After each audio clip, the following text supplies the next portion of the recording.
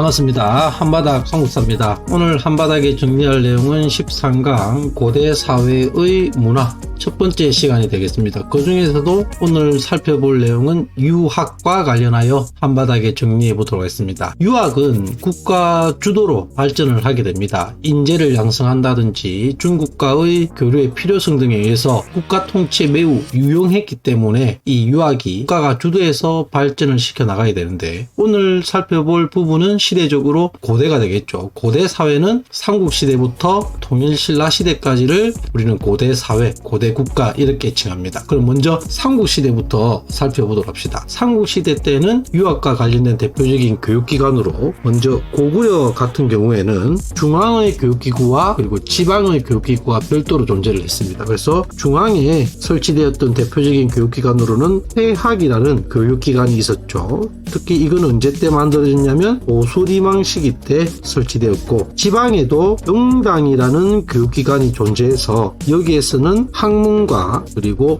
무술 교육을 실시했던 것으로 이러한 교육기관이 존재했더라. 다음 백제 같은 경우에는 오경박사란 것이 존재해서, 여기서 오경이란 것이 무엇이냐면 유교에서 가르쳐야 될 5가지 기본 경전을 우리는 오경이라고 하는데, 이런 오경을 가르치는 전문 오경박사가 존재를 했다는 겁니다. 아울러서 신라 같은 경우에는 별도의 이 유학을 교육하는 국가기관은 존재하지 않았던 것으로, 혹은 아직까지 전해지지 않고 있습니다. 하지만 임신서기석이라는 비석이 있는데, 임신서기석이라는 비석인데, 여기에 보면 어떤 내용이 전해지냐면 파랑 2명이 유학 공부를 열심히 해서 우리가 국가에 충성을 다하자, 이런 내용이 적혀 있습니다. 때문에 유학 교육을 열심히 시켰구나, 이런 것들을 알 수 있고, 또한 진흥왕 순수비에 보면 이 순수비의 내용 중에서 논어의 일부분을 갖다가 인용한 그런 내용들이 있다, 이렇게 알아두시면 되겠습니다. 그래서 대표적인 유학과 관련된 교육기관으로 고구려, 백제, 신라에는 이런 종류의 내용들이 있더라, 이렇게 알아두시면 될 것 같습니다. 이러한 발전에 힘입어서 역사서도 적히게 되는데, 고구려 같은 경우에 대표적인 역사서로는 100권 정도의 역사서인 육이라는 역사서가 존재했으나, 이것을 영양왕 때 이문진이라는 사람이, 영양왕 시기에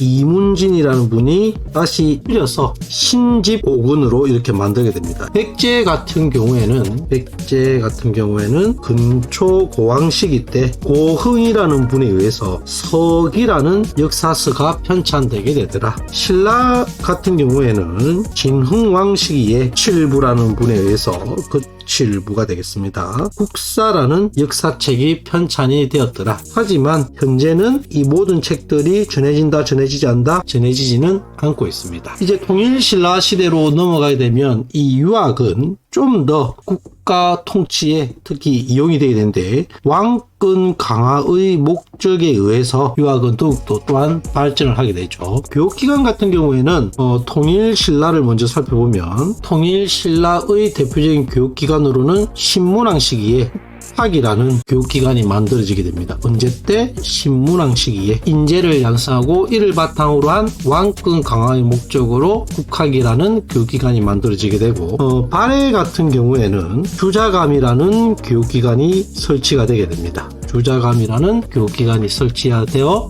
유학교육을 강화시키고, 또한 발해 같은 경우에는 유교 등목을 행정기관이었던 육부의 명칭으로 사용하였을 정도로 유학교육을 매우 중요시하였더라. 특히 통일신라 시기 때의 이러한 유학교육의 대표적인 학자로는 육두품들이 많습니다. 그래서 대표적인 분으로는 강수라는 분이 계신데, 이 강수 같은 경우에는 외교 문서 작성에 매우 뛰어난 그러한 실력을 가졌었던 분. 다음에 설총 같은 경우에는 하왕계라는 책을 저술하고, 또한 이두를 정리했던 분이 되겠습니다. 이두 같은 경우에는 한자의 음을 우리말로 표기한 그러한 것을 이두라 부르죠. 아울러서 또한 김대문이라는 분이 계신데, 이분 같은 경우에는 화랑세기를 저술하신 분이 되겠더라. 참고로 이 강수라든지 설총 같은 경우에는 육두품 출신이고, 이에 비해서 김대문 같은 경우에는 진골 출신이더라. 이 정도 알아두시면 되겠습니다.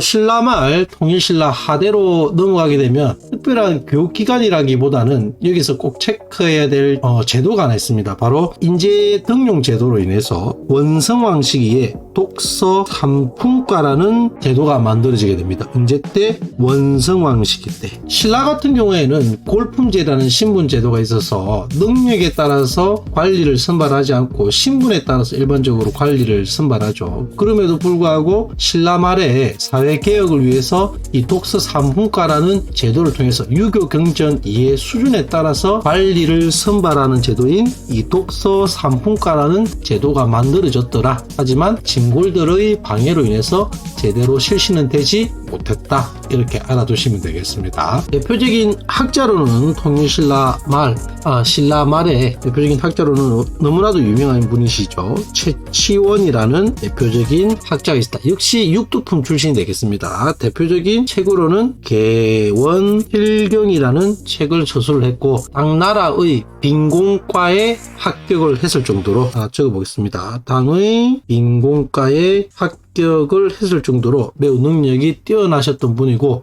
신라로 다시 돌아와서 진성여왕 시기 때 사회적 개혁안을 제시했지만 크게 반영은 되지 못하였더라. 그래서 오늘 살펴본 내용은 유학에 대해서 삼국시대 그리고 통일신라 중대와 하대 즉 신라 말사회의 각각 유학의 발전 과정에 대해서 한바닥에 정리해 봤습니다. 각각 사실적인 내용이니 조금 암기적인 부분이 있지만 자세하게 한번 살펴보시면 좋을 것 같습니다. 다들 수고하셨습니다.